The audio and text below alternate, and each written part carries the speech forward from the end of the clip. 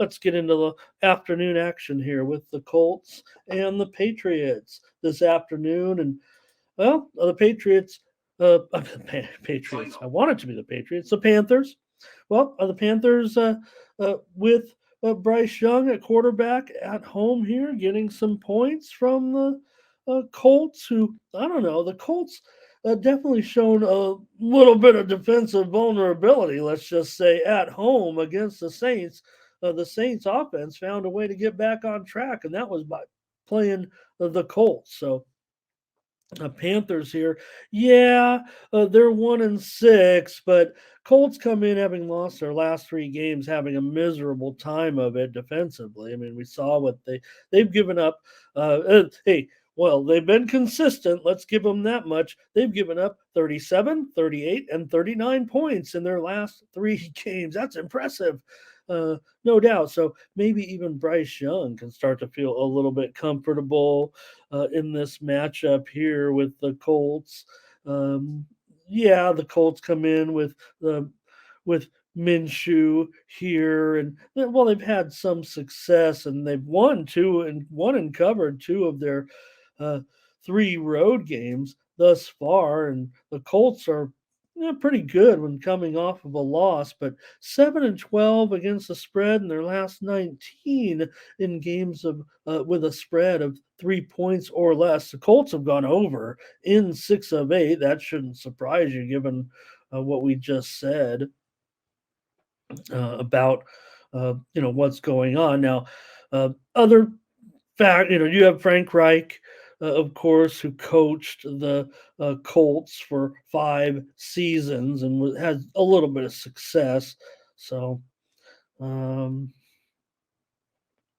Colts favored here. I think it's probably going to be a pretty tough spot, but man, I tell you, the defenses are bad, aren't they, for the Colts? And well, the Panthers are trying to uh, make themselves a defensive unit, and that's where because they've had to kind of mold Young along. And I'm not down. This has been rough. A little bit rougher than I thought for Bryce Young. I thought it might go a little bit better, and it feels like it's getting a little bit better. I mean, you're not, there's been not enough to, penalize Young, but not getting over that 5 yards per pass attempt that you like to see.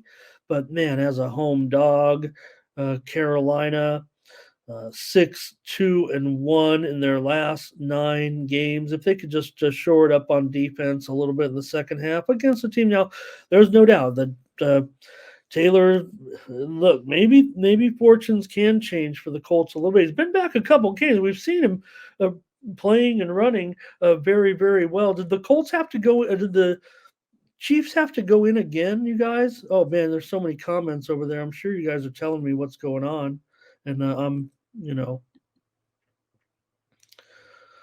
So how many touchdowns have they scored? I see him celebrating again, but was that a 2 point?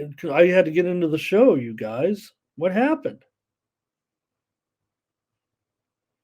Oh, okay. No problem. Is it too many for you guys? All right. Sorry, Sophia. I thought you were real, but obviously you must be Batman. I take back the salutations and all that.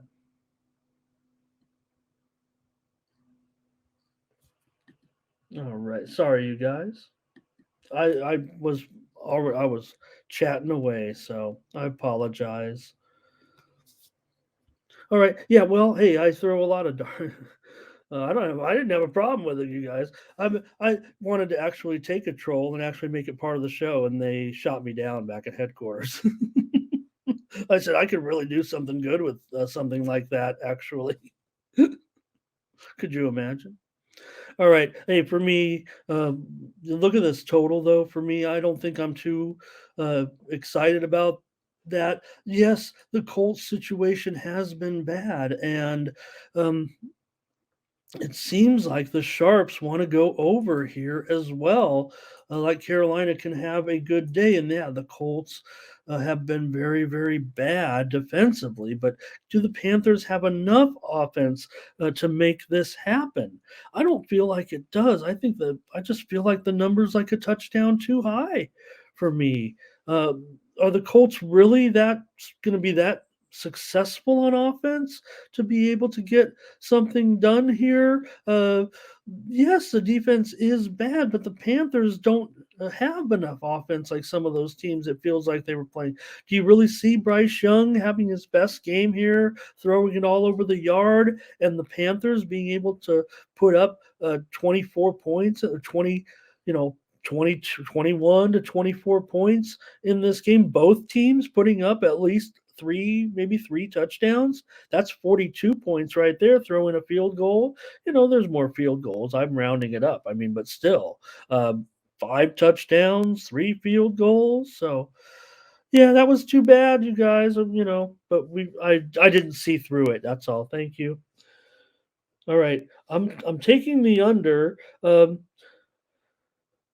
The only situation here with it is that my numbers do indicate an over here, so it's going to be a free play. I'm going on instinct here. The numbers do say to me, a little bit of over. The sharps, they're kind of mixed, but the over move looks a little bit better. Look, this thing has ranged from 43 and a half up to 46, and my number's lower than 43. Lower than that, closer to 40 than it is 45. So I'm going to take the under. I'm going to trust my numbers here at this point. Yeah, I'm the market guy, but I got numbers like everybody else. Hi, Darren. Just going to have to trust that. It does put me on my usual under here, and I'm always looking first at under, but in this one, maybe let's move on. Let's talk about those Raiders and what I just talked about, maybe, and where does this franchise stand? Not only heading into this game, but in general. So I don't want to make too much of it at this point. This is a task at hand for the Raiders here in a game that maybe they think they have a chance to win. The Raiders have won 3 games. They were 3-5. It really doesn't look to be I know, like I said, I made some comments last week. They were off the cuff. They were comedy, and maybe my dry delivery, can fool some people.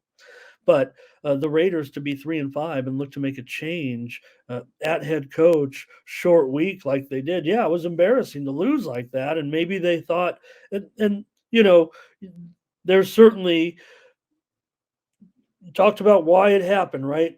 Three team leaders go in and basically say that, to the owner, maybe something to the effect of this guy's maybe not as professional as we are, right? Or as we're expecting here. So, um, everybody's got their right, but let's just talk about it. This is a short week for Raiders. They've lost 5 of their last 7 games, actually, so that has to contribute to it as well. They're not running the ball very well. They're poor on third down, and to top it all off, they've benched a veteran quarterback with one of the top winning percentages in all the league, no doubt about it. No matter if he has lost more than he's won over the last a dozen or so games. Still, if you look at the win loss records of quarterbacks, the most important criteria in my mind, that better, more important than QBR, more important than completion percentage, yardage, whatever, wins.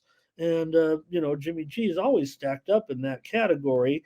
Maybe he's getting exploited a little bit here with a team that isn't as good, but definitely has the experience. He just looked so bad last week that a new coach comes in and then boom, all of a sudden, we're going to make a change and put in a quarterback with really not only no experience, but not a lot of um, hype or, touting O'Connell. Other than, yes, he had college success. And we've seen him before as well. But here you got at least a little sidebar with Antonio Pierce coaching the Raiders now. And he was, of course, on some of those Giants teams that were really good, really good. You guys got some comments here on this one. Take a look.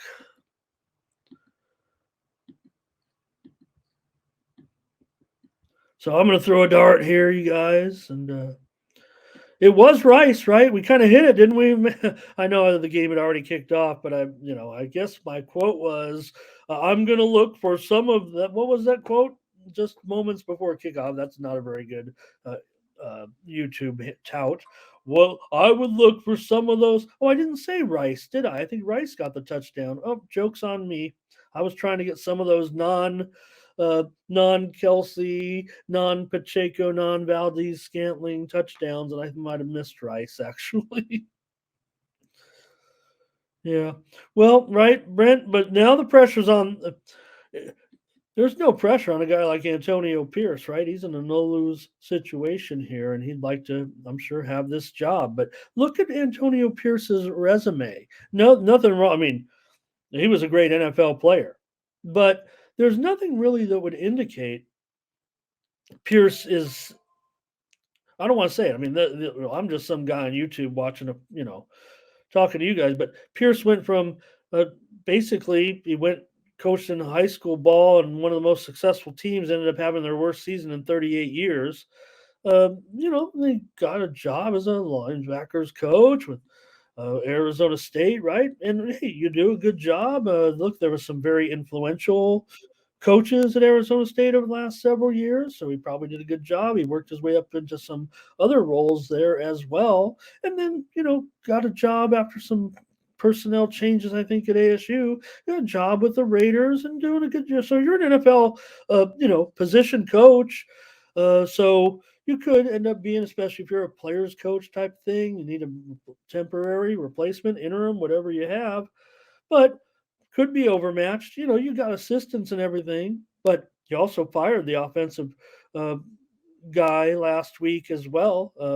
You know, his dad's on a gambling network, on a gambling show too, talking handicapping, and uh, basically blew it off, saying, "Hey, it's a business." All right, you guys, we could talk about the games here all day, but in this one, look.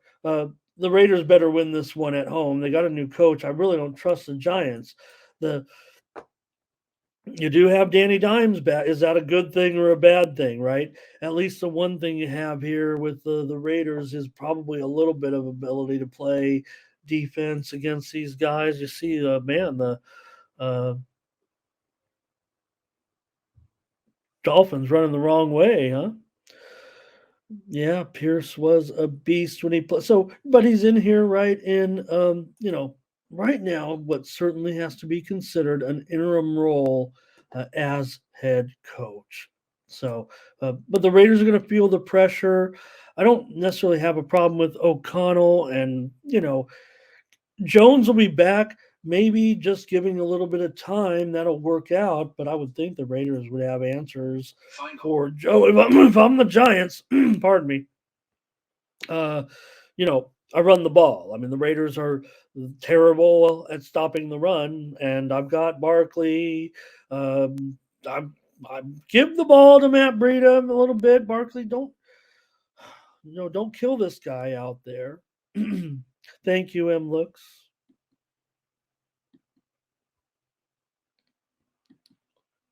So Raiders also should run the ball. Look, O'Connell's not in a great position here against the Giants, and neither is a guy like Hunter Renfro. But I would think the Raider, I think the Giants will have enough issues getting their passing game off. Crosby's playing really obviously out of his mind, and we know the one thing about the Giants that's been a total disaster has been their offensive line. So I hope Danny Jones doesn't get killed out there in this game, but I feel like the Raiders are going to be in the backfield all day long. And that total is at still 37 and a half. Look, I don't want to give away the products here, but um, how are they going to get that many points in a game like this? The way things are going in the NFL, the way things are going in this game. You got O'Connell. Look, we've seen O'Connell out there a little bit, but it's still, I think, his first start. And Jones is, making the return here. So um, here's one stat. I'm not giving away the product. I need some say. Please, you guys, please pick up my package today and support me.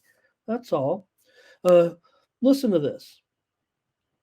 in these non-conference games, okay, NFC at AFC specifically, on non-conference games in general, I'm bringing here more under trends from your under guy. Don't get mad when I end up on an over here again. Hey, S. Warrior, how you doing? Nice to have you here. So, yeah, we just talked about it. Just back it up just a little bit, sir, and I have that preview just moments ago. One more stat for you before we move on. Okay, so uh, AFC home favorites of 6 points or less in a non-conference game are 27 unders and 8 overs over the last 4 years. 77% of the under when the AFC hosts as a 3 point favorite or less. Just like you see right here, the under has gone 27 unders, 8 overs, 2 pushes, just to be fair. But that's still 77% over the last 4 years. 4 years. What do you want? We're out of the pandemic, basically, current day football, where unders rule, right? With me, you want to, let me take it up a notch. When, this one didn't qualify. What's the total? All right. I do have a couple qualifiers on this. I don't think this one did fall out, right? Oh, okay. It opened 40 and a half. So I can't throw in the next stat, but let me throw in this for you because there is another game in the morning game, uh, a couple of them actually. And they would be, I believe, let me see, Cardinals and Browns. This one it barely qualifies right now, but let me just, that stat, that 77% stat, I'm going to take it up just a notch, specifically for this game, maybe right here between the Seahawks and the Ravens. We talked about the game earlier this week. I know I'm on the Raiders here, but this stat pertains a little bit.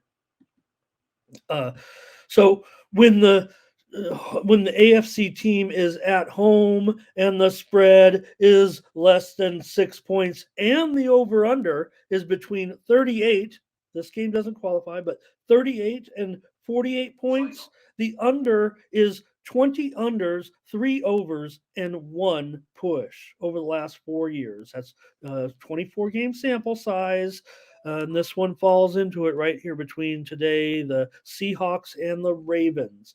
AFC team at home, non-conference game, total between. This isn't some random. I mean, there is some specifics to a trend like this, right? And some people say, when you talk about specific trends, right? No, this is more. This isn't some randomish thing, right? This is more league wide interconference game. You're required to play these games. You play 4 every year, right, against an opposing division. So 20 unders, 3 overs, 1 push. 20 unders in 4 games, with the AFC team favorite at home by 3 points or less, and a total of 38 to 48. Okay. Anyways, I'm taking the Raiders because what I just said. Danny Dimes, please. I hope you survive today. The Giants. They've gotten a little bit better, but do you remember why Danny? I remember he got hurt. The offensive line was a disaster, and then they, repaired it a little bit. But then the next game, it started to break down a little bit again with another guy had gone out, shifting guys. That's where the Giants have had their biggest issues this year, and you have right now one of the biggest menaces in the league, and I mean that in an endearing way, in Max Crosby. All right, this is the one we're waiting for today with the Cowboys and the Eagles. This is going to be, I just said we're watching the game of the year, but this is obviously one of the games of the year also right now with the Cowboys and the Eagles. It's going to make for a great. It's times like this where we complain about the afternoon slate, not enough games, but today will be just fine with 3 games going and a couple of lame games. This is the one we're going to be watching. Certainly, Dallas is 5-2. The Eagles are 7-1, and we know these teams are going to be familiar enough. We don't have to break it down too much here. I don't think. I think we know everything going in as far as health of the two teams and where they stand. Look, it's pretty much straightforward, right? You got a 3 point home favorite, so that pretty much is just like a chop it down right there. But the Cowboys that good, really? I mean, a lot of people have said they've changed home field advantage to 2 or 2.5 in some cases. I think the Eagles might be one of those teams that can still retain a 3 point edge, but maybe the Cowboys might be just good enough that you'd have to say it's 2.5 or less here. But we've seen vulnerability in some points, in some spots for the Cowboys. Look, you guys are going to be a split down the middle. I'm not sure anybody can give a real solid situation here with these two teams, but does feel like it, can the Cowboys stay close? It seems like they kind of end up like the moment is too big sometimes for the Cowboys in games like this. And kind of what we've seen, this year. Final. 3 of the last 4 games have stayed under for the Cowboys. For Philly, they were running the ball big time early, and they've kind of gotten away from that. And usually the Eagles are favored by too many at home of late. 7-12 record against the spread. Uh, as a home favorite in conference games. I don't think that's something where, yeah, I guess maybe you end up playing the Giants or maybe you could be laying too many points in those particular games against the Giants, the Commanders here. But uh, I don't know. For me, I think the Eagles find a way to get the money and the overall setting. They're on a roll. Look, the Sharps are on the Cowboys. I feel very, very confident of this. It's a general statement. I mean, I'm sure there are plenty of winning bettors going to be on the Eagles today. I just, there's no set way, right? But for me, I think professional bettors, for the most part, are going to be playing Dallas here. That usually would be enough in my mind to put me on Dallas as well. So just trying to give you the way I think about these things. But I'm not gonna. I'm fading this. It's tough because this situation, and from my experience, the Sharps are usually right here, but I feel like the Cowboys are in these settings. If it gets away, right? I mean, I guess they get a lead. Of course, it's gonna be tough for the Philly. Philly got to come back and all that. But I thought we've seen enough vulnerability to a certain extent out of the Cowboys' losses that might indicate to me that maybe just maybe the Eagles do get this money on the road here in this one. Let me see what I had on that. Yeah, I might just leave it at that. I'm going to take the Eagles here. I'm going to lay the 3 points in this one. I'm sure that Dallas will have continued success, and Mike very confident in this one. And he's got the numbers, he already knows. Brent says this one's too close to call. Hey, I got to make a call, Brent. That's my job here in this one. And maybe I'm feeling a bit contrarian with my play to a certain extent, uh, laying these points. Like, I don't even want to look at the percentages. That's not always me, but I'm feeling pretty square here. Looks like maybe nearly 2/3 of the action on the Eagles here. So these are the spots I usually like the Cowboys. I just don't trust them here, and it's a gut instinct play. I'm not even going to throw out a bunch of stats. You guys know them all. It's a great matchup. I'm going to lay my free play here on the Eagles to get this number. Yeah, I'll probably personally buy it down. Maybe even just a money line play. Great game, and I really want to be solid in this one, and I am. I'm solid on the total. You know that. Cowboys, Eagles, enjoy that one. It's good to have a great night game as well on Sunday night with the Bills taking on the Bengals. Yeah, there'll be some storylines here in this one as we think back to that night. Oh gosh, we can not laugh about it now, but breathe a sigh of relief. Nobody wanted to continue on that night except for Skip Bayless with that game last year. But Hamlin, we haven't seen Hamlin really be a factor. I want to say his time has he even been in there? It doesn't matter. I mean, just the fact that he's going to be at the game. I'm sure we'll talk about it and all that. But uh, more so important is this game in itself, not the backstory regarding uh, that that night with Monday Night Football. Anyways, the Bengals here, they've won and covered their last three games. The defense is looking good, man. That's been part of the resurgence, right? Sure, it's been about Burrow. It's been about my calf feels better. Look, I don't know when a guy is running down the field if his calf looks better. I wish I did. But listening to some of those uh, football doctors that I like to listen to, you go with that, right? They're usually right. And there's no doubt that, Joe Cool has looked better. Last game, they were up to 7.6 yards per attempt, and that was by far their best this season. So the Bengals are back. Never went anywhere. Just a slow team where they were a slow starting team in the past, in the last year too, kind of as it turns out.